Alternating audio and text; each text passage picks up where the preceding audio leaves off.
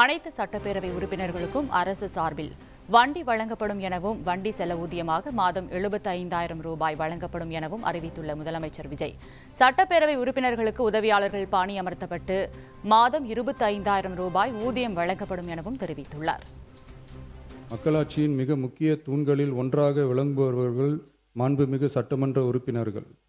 பொருளாதார பலம் இல்லாமல் சட்டமன்ற உறுப்பினர்களாக பணியாற்றும் மற்றும் முதலாக சட்டமன்ற உறுப்பினர்களாக தேர்வு செய்யப்பட்ட உறுப்பினர்கள் தங்களது மக்கள் பணியை தோய்வின்றி தொடர்வதற்கும் அவர்கள் தங்களின் தொகுதி பணிகளை திறம்பட மேற்கொள்வதற்கு வசதியாக அனைத்து சட்டமன்ற உறுப்பினர்களுக்கும் அரசு சார்பில் வாகனம் வழங்கப்படும் என்பதை மகிழ்ச்சியோடு தெரிவித்துக் கொள்கிறேன்.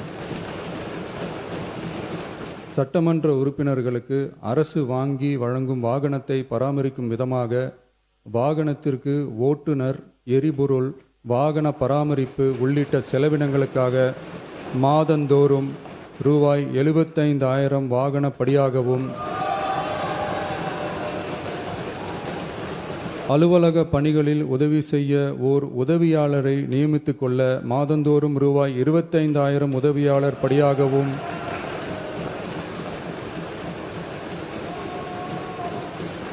வழங்கப்படும்.